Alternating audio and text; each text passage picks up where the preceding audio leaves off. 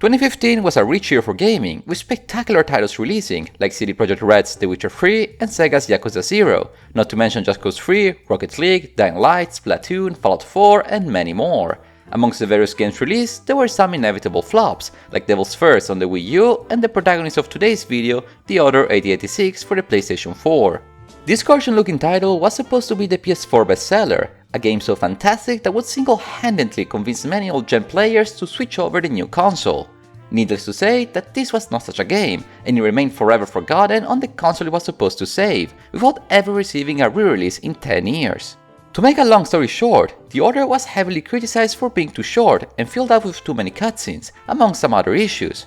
The game was not a disaster by any means, but it definitely disappointed many people who bought it at launch, and more often than not, disappointment is harder to forgive, and especially to forget. But as they say, time heals all wounds, so after a decade, when the price of the game dropped significantly, is The Order 8086 a redeemable experience?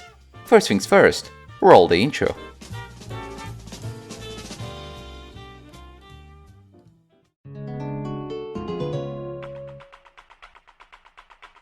During the winter holidays, my good friend Tito bought for himself The Order 8086 for dirt cheap and decided to play the whole campaign with who else but me, because of course he did. The game is fairly short, so in 2 afternoons we started and finished Ready at Dawn's title on his PlayStation 4. We were hopeful that most of the critiques the game received, especially the 2 major ones introduced earlier, were overreactions from its detractors. A short but very emotional and memorable game can still leave a great impact. I made a whole video about short games and why they're often underrated. Furthermore, cutscenes that are well directed and well inserted in a game's narrative structure are more than welcome in my book. One of my favorite games of all times is Yakuza 0, and believe me that cutscenes in this masterclass of a game are everything but short. The director's cut even adds 25 extra minutes of cutscenes, and yet I do not hear complaints. But these statements were not always universal. 2015 was perhaps the worst year to release a game with a great focus on the two. If you did not play video games back then, the 2010s were notorious for the industry's obsessive push for open worlds and personalized narrative experiences, what we now call the Ubisoft formula, opposite to what the Order 8086 promised. There were games like Bioshock Infinite that were still beloved, but they were the exception, not the rule. This is mainly the reason why my friend Tito decided to give the Order 8086 a shot, suspecting that the game's judgment was hidden behind biased players that simply did not get it. We were heavily convinced that The Order received an unfair trial, and we both hoped to find a hidden gem. Long story short, we didn't. I usually do not like to start a review with my verdict, let alone when it's negative, but I can no longer, in good faith, hype a fake narrative of the game was hated before but now it's loved, because I, 10 years after launch, did not enjoy playing The Order 8086 one bit. It's not a full mess of a game, but it is a title that I deem to be insufficient, not fun to play, hardly redeemable, one that I struggled to finish despite its brief campaign, an experience I do not recommend. The game lasted us 6 hours on the clock, most of which, as the memes pointed out 10 years ago, spent watching cutscenes. Now, as I previously mentioned, I do not mind cutscenes in principles, especially if they are well directed, but the abundance is overwhelming and they constantly break the rhythm of the game. There are entire chapters of the adventure where there is no gameplay, and what is supposed to be an action-adventure video game. I understand that there are experiences that focus more on the plot rather than gameplay, but it reaches a point where the game part of video game is frustratingly absent. As a developer, you cannot make a sequence composed of a very long cutscene, a gameplay session where the protagonist walks for 4 minutes, to follow it up with yet another long cinematic. I've critiqued Yakuza 3 in the past for its inconsistent pace, but in comparison, that game's storytelling is as quick as Sonic. And mind you that the plot, at least in my opinion, is not even that great, defeating the purpose for these many cutscenes. It is scripted to the point that I was not even fully aware who we were fighting, and the companion characters were as bland as the narrative. The game lacks a clear beginning and a clear conclusion. It either feels like a sequel or a prequel to a game we never got. Ironically enough, the game's called The Order, yet we learn very little about their deeds and functions. It is not a problem for a short game to focus less on the details and more on a single event, but the plot consistently hypes itself before leading the player to nothing. A game like Judiver's Lone Wolf does not explain the full background of its world, yet this indie title works because the game clearly is focused on the specific premise of the adventure, one that starts and finishes within the game.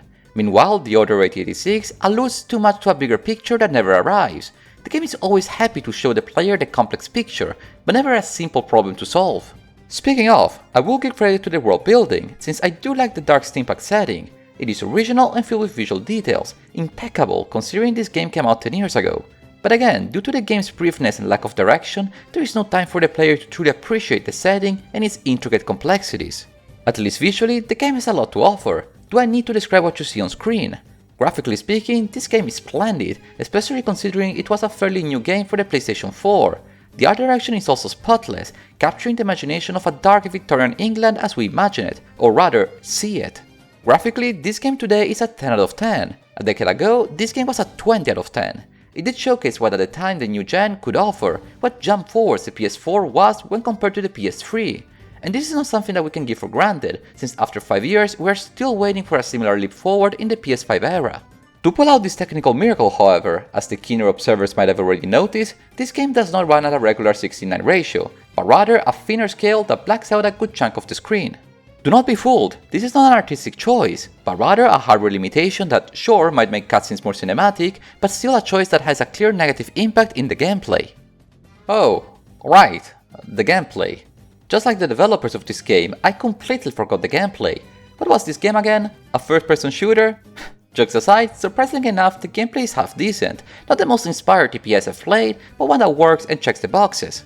Despite the briefness of this entry, there is a large selection of weapons, and there are various different sceneries and locations to be explored.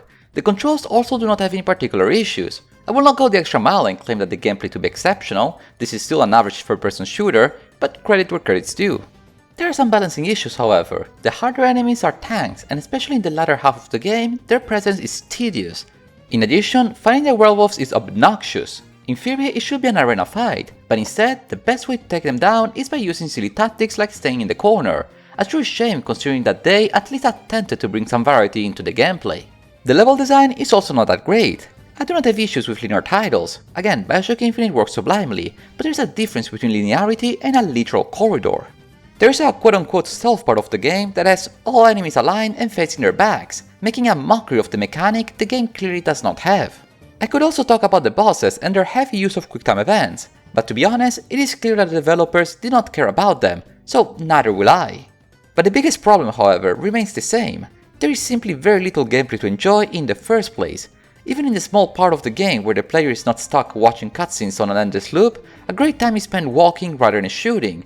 Out of 6 hours, I struggled to confirm if I reached 1 hour of gameplay, and this game was sold at full price. I wanted to bring a positive light to the Order 8086, like I always do in my reviews of even the worst games I've played, and yet I realized that I just can't. The game is pretty, and if you play it for free, you will not have a horrendous experience, but even after 10 years from launch, I think this title is best to be avoided, unless you truly dig its little world building. If this IP ever gets a second life, I do wish to see the developers make a prequel, a title that learns from these mistakes and delivers redemption.